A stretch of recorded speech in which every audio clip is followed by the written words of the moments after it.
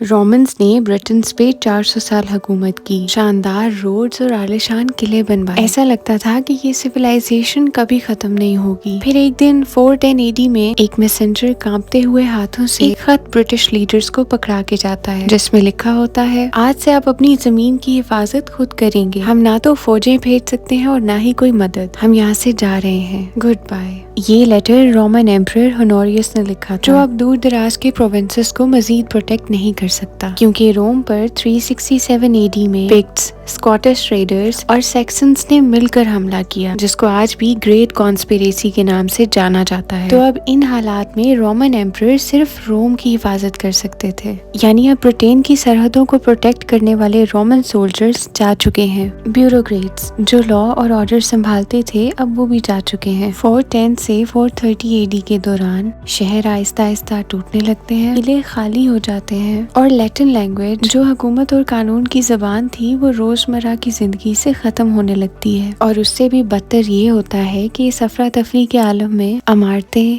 किताबें और कीमती तहरीरें बगैर किसी हिफाजत के रह जाती हैं। और बहुत से हमला आवर कबाइल जो अब इस अनप्रोटेक्टेड लैंड को हासिल करना चाहते हैं, वो शहरों के शहर जला देते हैं और इस तरह जो बचा कुचा इल्म होता है वो जल जाता है। और इस सब के दौरान जन्म लेती है इंग्लिश लैंग्वेज और लिटरेचर। ब्रिटेन की सरहदों को अनगार्डेड देख के और रेडर्स के खौफ से British leaders 3 tribes, angles southern Denmark से, सेक्सन्स नॉर्दर्न जर्मनी से और ज्यूट्स जटलैंड पेनिनसुला से, इन सबको बुलाते हैं कि वो आके ब्रिटेन की सरहदों की हिफाजत करें। स्टार्टिंग में इनको मर्सनरीज यानी वो सोल्जर्स जिनको हायर किया जाता है, उनके तौर पे बुलाया जाता है, लेकिन आहिस्ता आहिस्ता यही जर्मैनिक ट्राइब्स पेरीफ्री से सेंटर पे आ जाते हैं। 5th सेंचुरी के मिड में ये अपने किंगडम्स एस्टेब्लिश करते हैं। इन 7 किंगडम्स को हेप्टार्ची कहते हैं। इन्हीं एंगल्स के नाम पे ब्रिटेन को एंग्ला लैंड कहा जाता है, यानी एंग्लो सेक्सन्स की सरजमीन। ये एंग्लो सेक्सन्स फार्मर्स और वॉरियर्स थे जो छोटे गांव और मीड हॉल्स में रहते थे। मीड हॉल्स यानी बड़े बड़े हॉल्स जहां वो इकट्ठे होकर खाना खाते थे, सेलिब्रेशंस करते थे और एक दूसरे को स्टोरीज सुनाते थे, जो इनकी अपनी जुबान ओल्ड इंग्लिश में होती थी। ये stories heroes, wars, monsters, gods और फेट के बारे में होती थी, क्योंकि जिस दौर में वो रह रहे थे वो बहुत ही डेंजरस और अनसर्टेन था। तो ऐसी स्टोरीज उनको करेज और वफादारी सिखाती थी। यानी इस टाइम पीरियड का लिटरेचर ओरल था और ये बेस करता था स्टोरी टेलिंग और पोइट्री पे। इन पोइट्स को स्कोप्स कहा जाता था, जो बड़ी बड़ी कहानियां सुनाते थे, जिनको एपिक्स कहा जाता है। 537 AD में क्रिश्चियनिटी दोबारा आती है और एक मिशनरी जिसका नाम ऑगस्टाइन होता है, वो कैंट में आता है और वहाँ के किंग एथलबर्ट को कन्वर्ट करता है क्रिश्चियनिटी में और एस्टेब्लिश करता है पहली क्रिश्चियन मोनास्ट्री इंग्लैंड में, जहाँ मॉन्क्स ना सिर्फ लैटिन में लोगों को टीच करते थे, बल्कि उनकी स्टोरीज और पोम्स को ओल्ड इंग्लिश में लिख के प्रिजर्व भी करते थे। ये क्रिश्चियन मोनास्ट्रीज लोगों के लिए तालीमी इदारे बन गए थे, जहाँ लोग हिस्ट्री, रिलीजन, पोइट्री और स्टोरीज सुनने आते थे।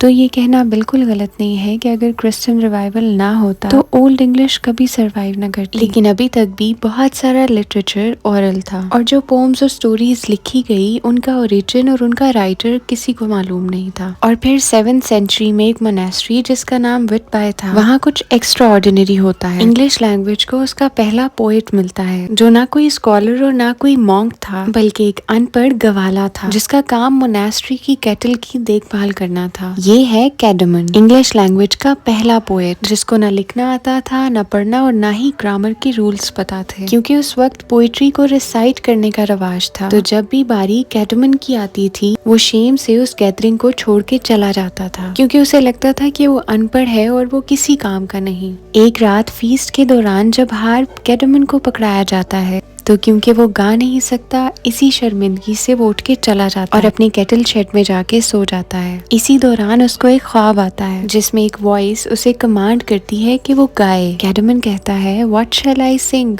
तो वो वॉइस उसको कहती है, sing of the beginnings of created things. और अचानक कैडमन पोइट्री गाने लगता है, ना लैटिन में ना किसी और जबान में, बल्कि इंग्लिश लैंग्वेज में। ये versus perfect Anglo section poetic forms को फॉलो करती हैं। जिसमें एलिट्रेशन और ओरल रिदम होती है। ये पोम आज कैडमन्स हिम के नाम से जानी जाती है। इस पोम के सब्जेक्ट मैटर्स थे god as a creator, the shaping of heaven and earth, order brought from chaos और क्रिश्चियन आइडल्स को डिस्कस किया गया था। कैडमन सो के उठता है तो वो पोम उसको बिल्कुल वैसी ही याद होती है। जब ये बात मोनेस्ट्री की हेड को पता चलती है, जिनका नाम एबिस हिल था, तो वो उसकी पोम को रिजेक्ट नहीं करती बल्कि उनको टेस्ट करती है। कुछ स्कॉलर्स कैडमन को बाइबल का एक हिस्सा देते हैं और कहते हैं कि जाओ इसको पोम में कन्वर्ट करके ले आओ। कैडमन वापस आता है और वही लैटिन में लिखी बातें इंग्लिश लैंग्वेज में पोइट्री की फॉर्म में गाने लगता है। और तब एबिस हिल को उसके इस गिफ्ट का आइडिया होता है। वो कैडमन को मोनेस्ट्री में वेलकम करती है और यूं इंग्लिश लैंग्वेज को अपना पहला पोएट मिलता है।